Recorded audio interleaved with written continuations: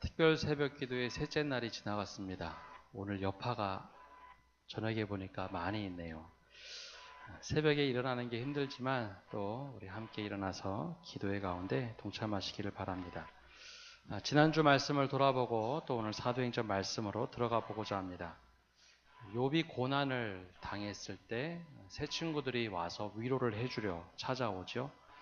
까닭없이 하나님을 경외하지 않을 것이다 라는 사탄의 말로 시작된 까닭없는 고난, 그 고난에 빠진 욥을 새 친구들이 위로하고자 찾아왔습니다. 그러나 위로라는 것보다는 오히려 새 친구들로 인해서 고난받는 욥의 모습이 오히려 더 선명하게 드러납니다.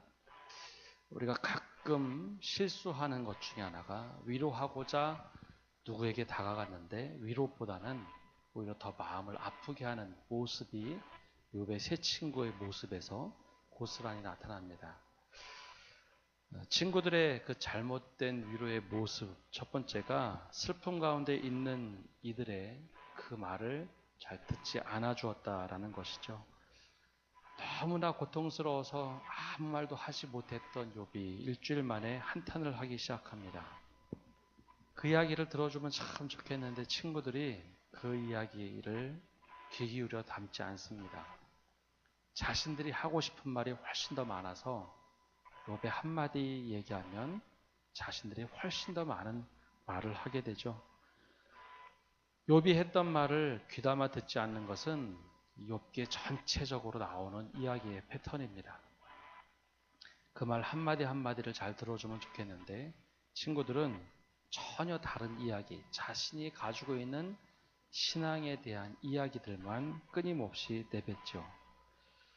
성령 하나님은 우리의 기도를 들으시는 분이지 하나님의 이야기만 자꾸 하시지 않습니다.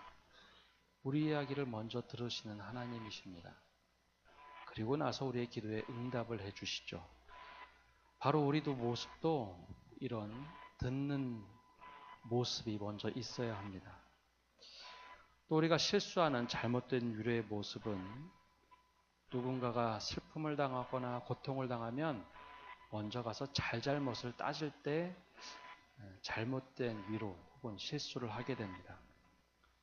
욥이 너무너무 힘들어서 이런 얘기를 합니다. 차라리 내가 태어나지 않았더라면, 하나님께서 나를 태어나도록 하지 않았더라면, 뱃속에서 내 생명을 취하셨다면, 그런 이야기를 합니다. 그러자 친구들은 그 이야기 한탄을 듣고서 그렇게 반응을 하죠. 어떻게 내가 불경건한 이야기를 할 수 있느냐. 너 이것조차도 하나님께 잘못하는 거다. 죄 짓는 것이다. 라는 이야기를 합니다. 너무 힘들었던 욥에게 자꾸 네 잘못을 한번 찾아보라고 이야기를 합니다.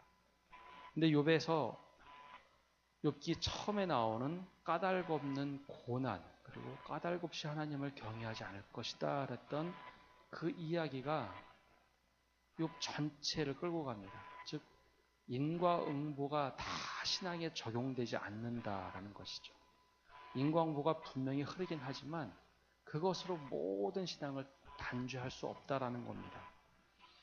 이렇게 잘잘못을 따지기보다는 고통스러워하는 사람의 그 한탄을 들어주고 공감해주는 것이 오히려 위로라는 것입니다.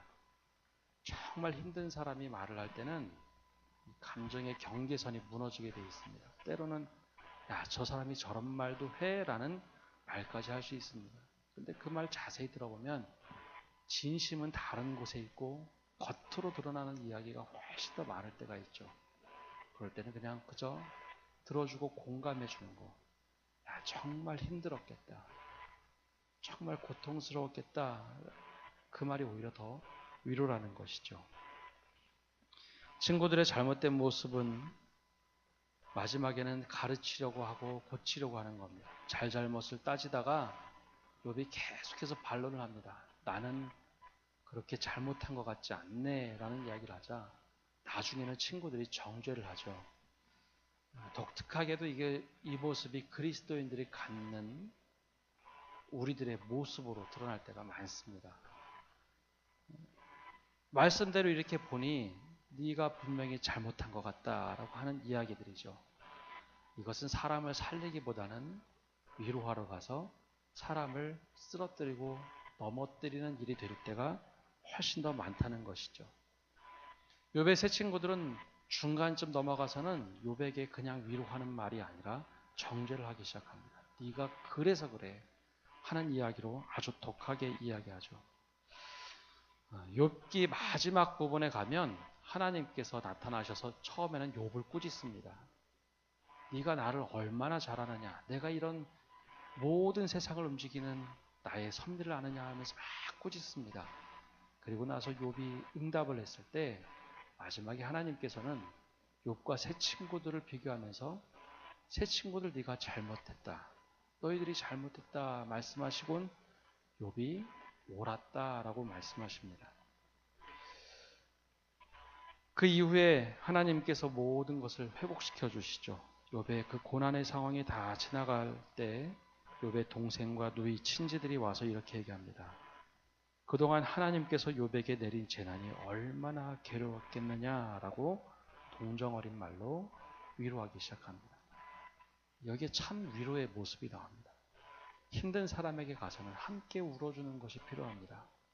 그리고 나서 그가 어느 정도 마음의 상처가 회복이 되고 3살이 났을 때 그때 말씀으로 위로해 주어야지 위로가 들립니다. 그 전에 말씀으로 막 얘기하면 상처를 자꾸 덧나게 하는 경우가 많이 있죠. 욥기의 모습을 보면서 우리는 새 친구의 잘못된 모습을 반복하는 것이 아니라 오히려 진정한 위로가 무엇인지 바로 깨닫는 그 시간이 되어야 합니다. 그래서 누군가 고난 가운데 있으면 그와 함께 해주어야 합니다. 그리고 그의 한탄을 힘들지만 들어주어야 합니다. 그리고 힘들었겠다, 너무 고통스러웠겠다 공감을 해주어야 합니다. 정죄가 아닌 따뜻한 말로 위로를 해줄 때 그 위로의 말을 통해서 사람을 살리는 이야기가 됩니다. 우리의 말이 늘 사람을 살리는 그 말로 가득하기를 간절히 축복합니다. 이제 오늘 사도행전 말씀으로 들어가 봅니다. 지난주까지 베드로의 설교 앞부분, 즉 하나님께서 우리에게 어떤 일을 행하셨는지 요엘의 선지자의 말씀이 우리에게 응했다라는 말씀까지 읽었습니다. 오늘은 그 뒷부분 설교 이야기를 조금 더 나눠보고자 합니다. 혹시 여기 계신 성도님들 가운데 전도 훈련 받아보신 분들 계십니까? 살짝. 네. 몇 분 손을 드셨는데요. 보통 우리나라에서 하는 전도 훈련들을 보면 이 전도 폭발이 제일 긴 훈련이고요. 한번 그림 띄워주시겠어요? 예. 저 훈련 받아보신 분 계신가요? 네, 몇 분 계시네요. 또 대표적으로 전도 폭발을 시작으로 혹시 CCC라는 선교단체에 계셨으면 사형리도 한번 해보셨을 텐데요. 장로님 다 해보셨네요. 사형리도 있고요. 또 내비게이터에서 나온 다리에와 저 영생의 삶에 대해서 그 다음 페이지 넘겨주시면 하나님의 선물인 영생이라고 해서 저 전도지를 많이 사용합니다. 또 최근에는 오이코스 전도 훈련도 많이 사용을 했습니다. 보통 이 전도 훈련들은 프로그램 전도법이라고 해서 우리의 교리를 체계화시켜서 아주 짧게 복음을 증거할 수 있도록 해놓은 전도 방식입니다. 예컨대 전도 폭발의 경우에는 주제가 천국입니다. 오늘 당신께서 죽는다면 천국에 갈 수 있겠습니까? 간다면 왜 갈 수 있고 못 간다면 왜 못 가겠습니까? 라는 질문을 통해서 천국에 대한 이야기로 풀어갑니다. 사형리는 중심이 되신 그리스도, 즉 네 가지의 사영리, 말 그대로 네 가지 영적 권리에 대해서 이야기하면서 풀어갑니다. 그 주제는 특별히 사형리에서는 나의 삶의 주인이 누구인가라는 것을 가지고 쭉 풀어갑니다. 또 다리예와 해보신 분들은 아시겠지만 다리예와는 하나님과 원래 사람이 함께 소통하는 존재였는데 죄가 들어와서 이거 끊어졌다. 이것을 어떻게 연결할 것인가. 예수 그리스도로 하나님께 나아갈 수 있다라는 것을 핵심으로 해서 풀어갑니다. 초등부 선생님들은 그림 없는 책 한번 써보셨을 텐데 써보셨나요? 처음 들어보시나요? 네, 그림 없는 책이라고 해서 검은색, 흰색, 빨간색, 예, 마지막엔 황금색을 사용하는데요. 이 그림 없는 책도 전도 폭발이나 아니면 사형리에 대한 내용을 압축해서 전도 방법을 사용합니다. 오이코스는 좀 다릅니다. 오이코스는 관계 전도라고 해서 이 프로그램보다는 나와 친밀한 사람에게 어떻게 전도를 할 것인가 하는 방법을 사용하죠. 전도를 하는데 왜 이런 다른 방법을 사용할까라는 겁니다. 그 이유는 시대가 변하고 문화가 달라서 복음의 진리는 동일한데 문화의 옷을 입히거나 혹은 시대의 변화에 따라서 이 전도 방법을 사용합니다. 하나님은 완벽하고 온전하신 분이셔서 우리에게 다가오실 때 직접 다가오시면서 문화도 뛰어넘고 언어도 뛰어넘고 다 하실 수 있습니다. 그러나 우리가 복음을 증거할 때는 문화가 다를 때는 문화의 옷을 바꿔 입어야 하고 시대가 다르면 시대에 따라서 바꿔서 전도를 해야 전도가 되어집니다. 우리나라 초기에 제일 많이 썼던 전도 문구가 혹시 뭔지 아십니까? 우리나라 전도 초기. 요즘에도 가끔 쓰시는 분들이 계세요. 예, 빨간 십자가에 예수천당 불신지옥, 예, 그거를 써놓고 다녔습니다. 근데 놀라운 것은 그 시대에는 이 구한말, 나라를 빼앗기고 많은 사람들이 좌절을 할 때 예수천당 불신지옥 하면 우리나라 한민족의 마음이 정말 순수해서 특별히 천국과 지옥에 대한 사상이 뚜렷하게 있었기 때문에 예수를 믿으면 천국에 가고 불신이면 지옥에 간다는 말을 그대로 믿었습니다. 그래서 예수천당 불신지옥이라는 말 자체에 힘이 있었고 사람들이 그 이야기를 듣고 예수님을 정말 많이 믿었습니다. 또 하나는 그 당시에 우리 심령을 크게 울렸던 것은 우리가 바라보아야 할 것은 이 땅이 아니라 천국이다, 본향이다 라는 그 의미가 사람들 심령에 팍 박혔습니다. 이 나라를 잃어버리고 났더니 이 땅에 소망이 없어서 우리가 가야 될 곳이 저 천국이다 라고 하는 그 말씀 하나에도 크게 도전을 받았던 것이죠. 그래서 예수천당 불신지옥 자체가 굉장히 큰 전도의 메시지였습니다. 근데 시대가 바뀌고 문화가 바뀌면서 요즘은 많은 성도들도 예수천당 불신지옥 가지고 전도하라고 하면 못하거나 안 하죠. 그런 분들 옆에 지나가시면 조금 다르게 했으면 좋겠다라는 생각을 하시는 분들이 많을 겁니다. 시대가 바뀌고 문화가 바뀌다 보니 그 이야기가 지금은 통용이 되지를 않습니다. 프로그램 전도법이라는 것은 대체적으로 미국에서 그리고 유럽에서 많이 만들었는데요. 교리를 어떻게 하면 사람들에게 설득해서 전도를 할 것인가, 특별히 전도 폭발의 경우에는 60년대부터 데이터를 모았습니다. 사람들 임상조사를 해서 어떤 사람이 이 얘기를 했더니 어떻게 반응하더라. 그거를 한두 명 모은 게 아니라 수천 명, 수만 명을 모으면서 만들었던 것이 전도 폭발입니다. 전도 폭발도 한동안은 열심히 전도를 하면 잘 됐는데 최근에는 전도 폭발 운동 본부에서도 그 내용을 좀 바꾸기 시작했습니다. 이제는 잘 복음 전달이 되지 않는다라고 생각을 하기 때문이죠. 시대가 달라지면 복음의 진리는 바뀌지 않으나 문화의 옷을 갈아입기도 하고 시대에 따라서 바르게 증거해야지만 복음이 온전하게 전해집니다. 설교 전에 이 얘기를 장황하게 해드리면 베드로가 오늘 했던 설교 때문에 수많은 사람들이 돌아와 교회가 시작이 됩니다.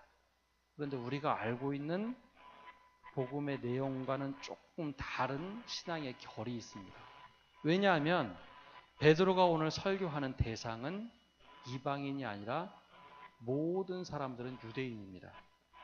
유대인 관점에서 복음을 처음 증거했던 그 내용은 우리가 생각하는 것과는 조금 다른 복음의 결이 있습니다. 다르다는 것이 복음이 틀렸다는 것이 아니라 복음의 진리를 말하는데 유대인들이 이해하는 것과 이방인이었던 우리가 이해하는 것은 좀 차이가 났다라는 것이죠. 그래서 오늘 그 말씀을 조금 더 들여다보고자 합니다. 예수님께서 활동하셨던 시대는 구약시대 말라기 선지자가 끝난 이후 400년이 지난 시대입니다. 그것을 신학적으로 중간기라고 이야기합니다. 선지자가 활동한 지 400년의 어간이 흘러가면서 이스라엘에는 이 메시아 사상이 점차적으로 커져갑니다. 즉 선지자가 활동할 때는 직접 하나님께 말씀을 들어서 선포를 하면 됐는데 선지자가 다 멈추고 400년 어간이 흘러가는데 그때는 선지자도 나타나지 않습니다. 나라는 흔들려서 다 빼앗기고 다 뿔뿔이 흩어졌고 그래서 회당을 만들어 랍비들이 말씀을 가르치기 시작했고 그 어간에 바리새인과 사두개인이라는 종교의 특권층이 나오면서 사람들에게 말씀을 가르치기 시작을 했죠. 이 시대를 지나면서 메시아 사상이 좀 더 커졌습니다. 즉 하나님께서 허락하신 때에 메시아가 이 땅에 오시면 다윗의 왕가가 재건되겠다라는 생각이 점점 커졌을 때 예수님께서 이 땅에 오셨습니다. 그때 예수님께서 공생애를 시작하셨을 때 메시아라는 것을 몇몇은 느끼기 시작했죠. 그래서 세례 요한이 감옥에 잡혀갔을 때 제자들을 보내서 예수님께 물어봅니다. 마태복음 11장 5절에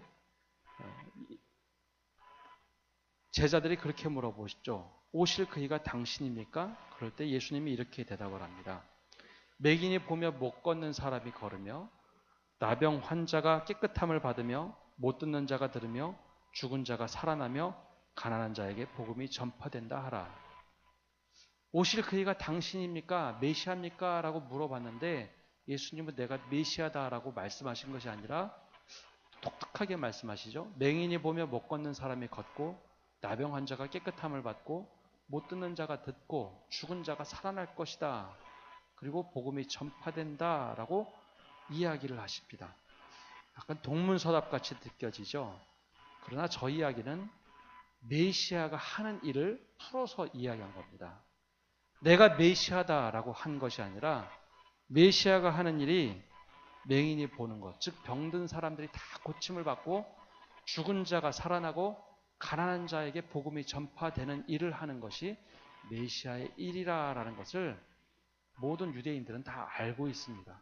아, 이분이 메시아구나. 예수님이 그렇게 활동을 하시다가 십자가에 달려 돌아가시고 제자들은 그때 비로소 깨닫습니다. 이사야 선지자가 했던 말이 이 말씀이구나 그랬던 것이 이사야 53장 4절에서 6절 말씀입니다. 우리가 잘 아는 것처럼 그는 실로 우리의 질고를 지고 우리의 슬픔을 당하였거늘 우리는 생각하기를 그는 징벌을 받아 하나님께 맞으며 고난을 당한다 하였노라. 그가 찔림은 우리의 허물 때문이요 그가 상함은 우리의 죄악 때문이라. 그가 징계를 받음으로 우리는 평화를 누리고 그가 채찍에 맞음으로 우리는 다함을 받았도다. 우리는 다 양 같아서 그릇 행하여 각기 제 길로 갔거늘 여호와께서는 우리 무리의 죄악을 그에게 담당시키셨도다. 수백 년 전, 600년 전에 예언되었던 것이 지금 이루어졌다라는 것을 깨달았습니다. 근데 말이 600년 전이죠. 우리 시대로 따지면 언젠가요? 고려시대 말입니다. 그때 예언됐던 것이 한참 지나서 이루어진 것이죠. 그러니 수많은 사람들이 잘 믿지 못한 것이 어찌 보면 당연한 일일런지도 모르겠습니다. 우리나라 조선왕조 실록을 보면서 그때 혹시 예언된 일이 있다고 했을 때도 지금 이루어진다고 생각하시겠습니까? 아무리 예언이라도 잘 믿어지지 않았던 것이죠. 그때 비로소 제자들은 이 말씀이 이루어졌구나 깨닫기 시작합니다. 그러면서 오늘 바로 앞에 나왔던 요엘 선지자가 예언했던 말씀이 이제는 직접 성령이 머리에 임하면서 우리가 방언을 하는구나, 그것을 깨달았습니다. 그래서 베드로가 이야기해야 되는 다음 말씀은 그러면 예언된 말씀하고 예수님하고 연결을 시켜야 사람들에게 예수님을 증거할 수 있죠. 그래서 이 다음부터는 범인이었던, 즉 어부 출신이었던 베드로가 이 말씀을 예수님과 연결해서 이야기하기 시작합니다. 22절의 말씀 한번 함께 읽어보겠습니다. 22절입니다. 이스라엘 사람들아, 이 말을 들으라. 너희도 아는 바와 같이 하나님께서 나사렛 예수로 큰 권능과 기사와 표적을 너희 가운데서 베푸사 너희 앞에서 그를 증언하셨느니라. 아멘. 하나님께서 나사렛 예수로 큰 권능과 기사와 표적을 너희 가운데서 베푸사 너희 앞에서 그를 증언하셨느니라 라고 말합니다. 이 이야기는 예수님의 공생의 생애를 말하는 겁니다. 공생의 생애 때 큰 권능과 기사와 표적을 다 보았거든요.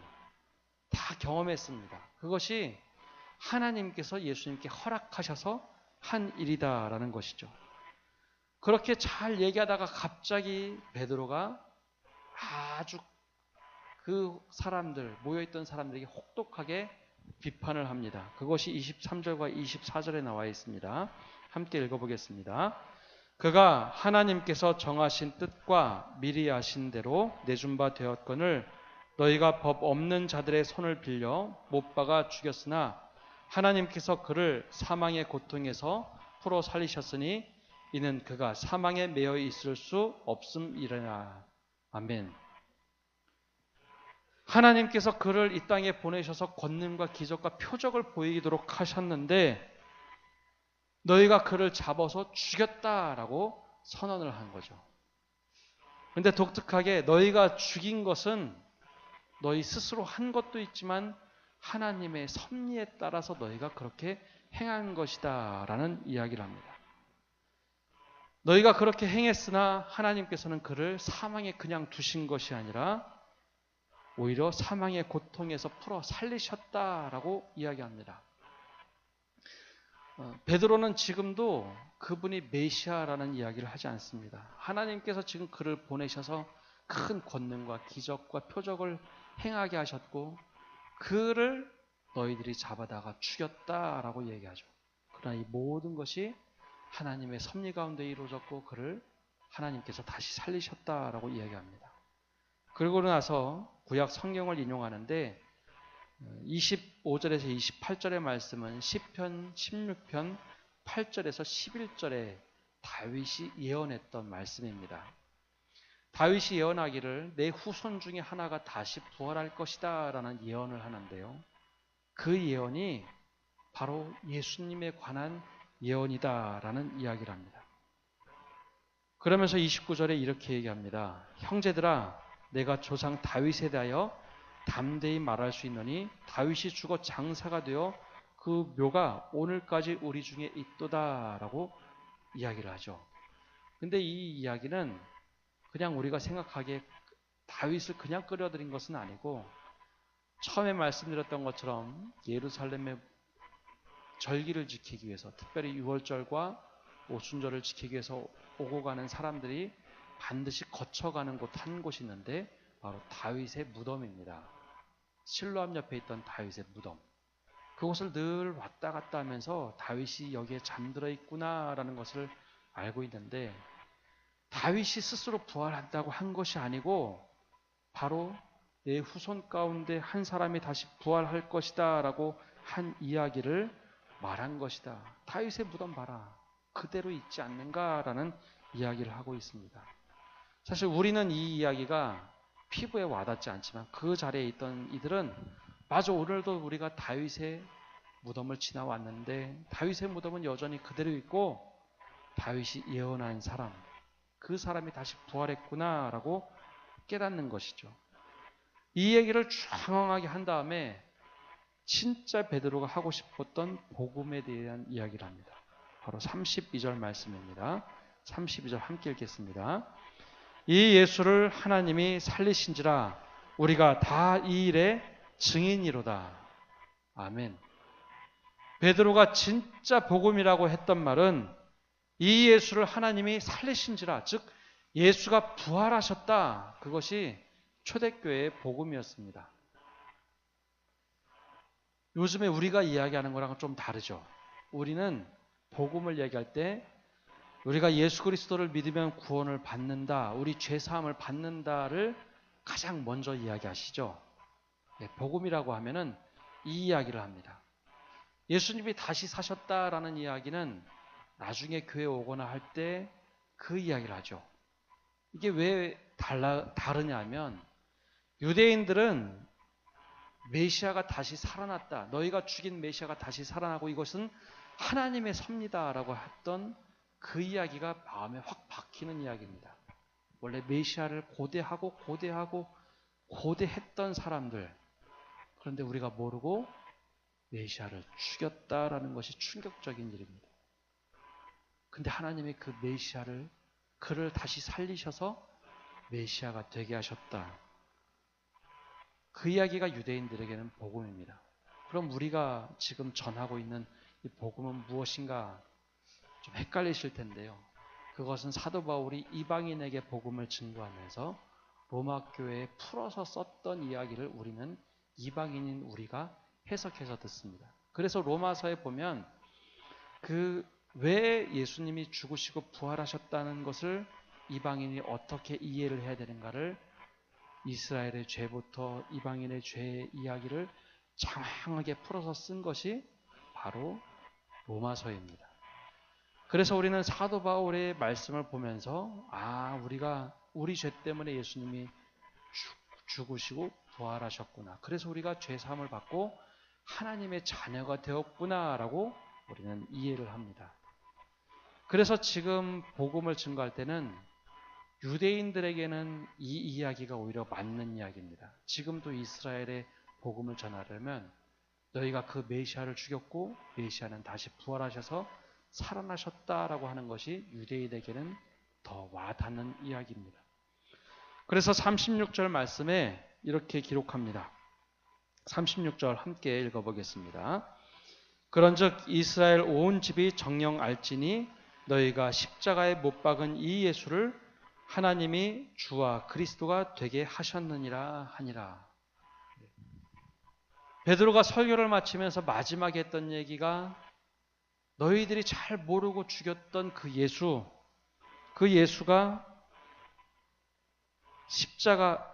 이 예수를 하나님이 그를 주와 그리스도가 되게 하셨다, 즉 메시아가 되게 하셨다라는 것을 선포합니다.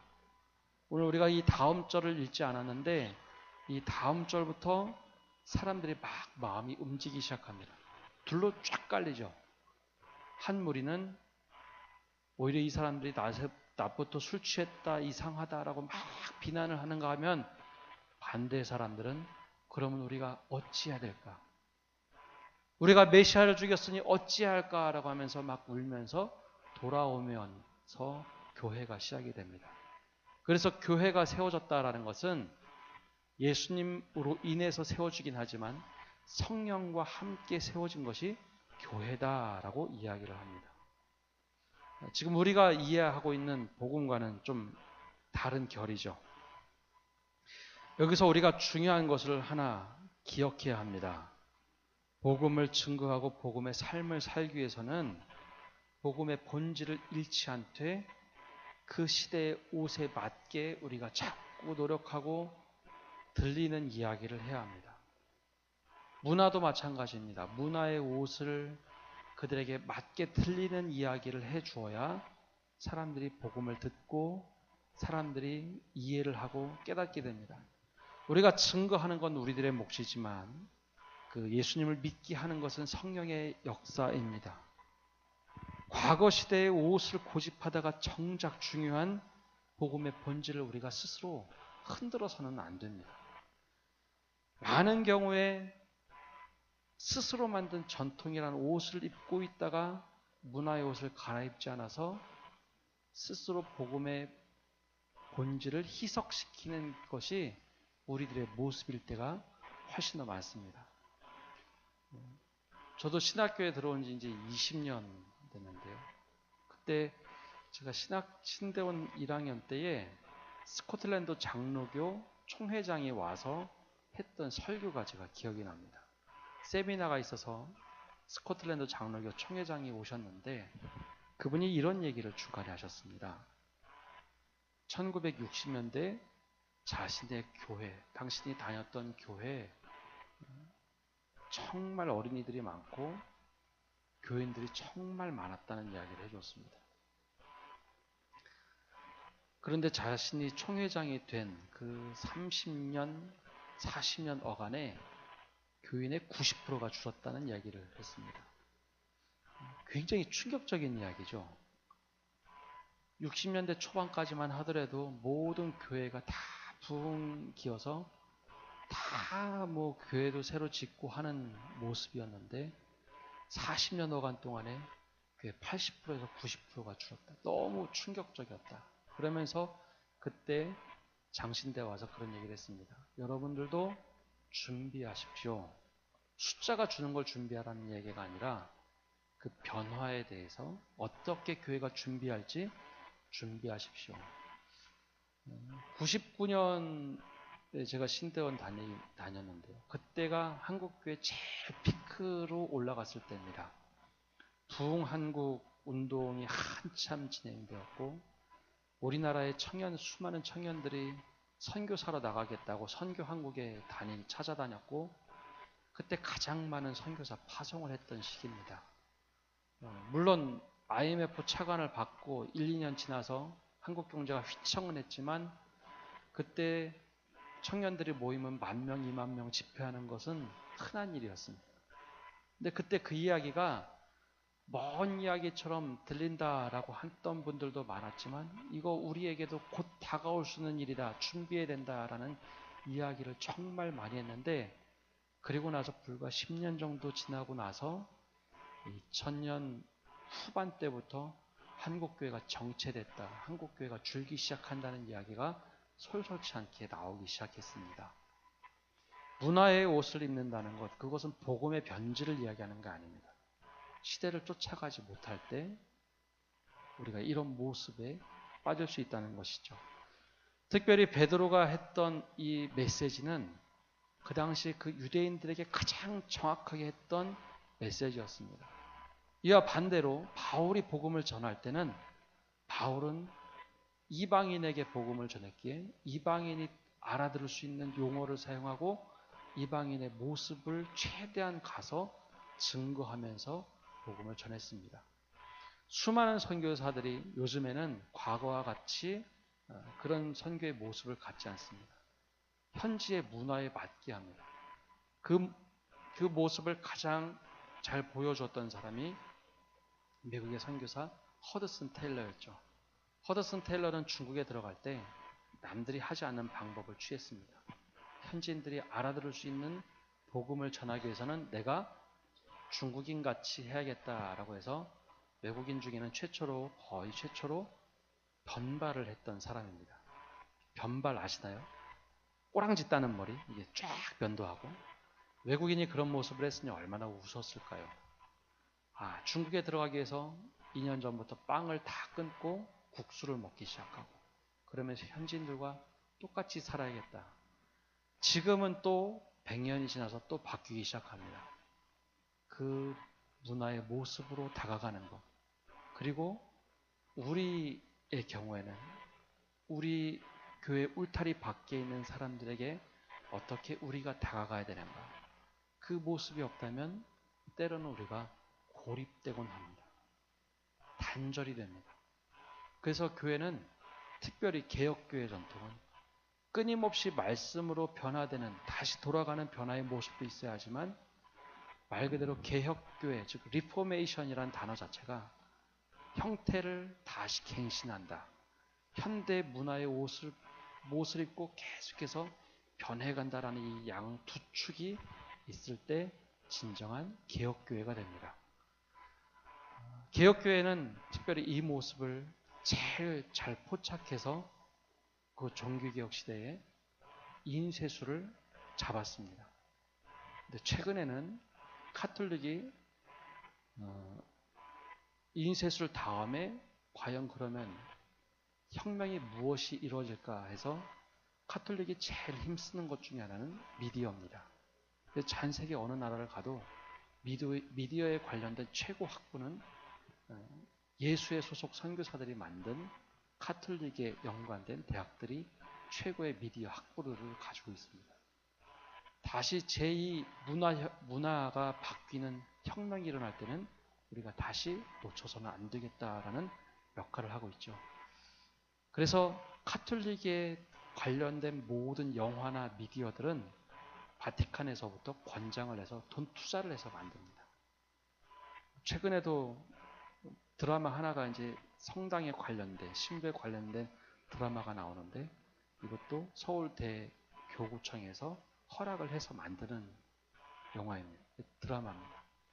우리가 기억해야 될 것, 특별히 베드로가 복음을 전할 때 아무것도 모르던 사람이 증거한 것 같지만 철저하게 유대인 입장에서 어떻게 이 말을 전해야 이들에게 복음이 전해질까라고 고민하며 전했던 것이 다윗이 들어왔죠. 유대인들은 다윗의 왕가를 재건해야 되는데 다윗이 들어왔습니다. 그리고 요엘 선지자의 예언이 들어왔습니다. 그러니 당연히 믿을 수밖에 없는 복음의 메시지를 전했다라는 겁니다. 우리도 복음을 증거한다는 것이 아까 전도 프로그램들 쭉 말씀을 드렸는데 어떻게 우리가 이야기를 해야 되는가? 슬퍼하는 자에게는 슬픔을 가지고 들어가서 하나님 그 슬픔을 닦아주시는 하나님이라는 것을 이야기할 수 있어야 되고 또 고난받는 이에게는 그렇게 또 다가갈 수 있어야 합니다. 또 젊은이들에게는 젊은이들이 들을 수 있는 그 이야기를 해야 복음을 듣게 됩니다. 우리가 모두 이러한 준비가 되어지는 모든 성도들이 되시기를 간절히 바랍니다.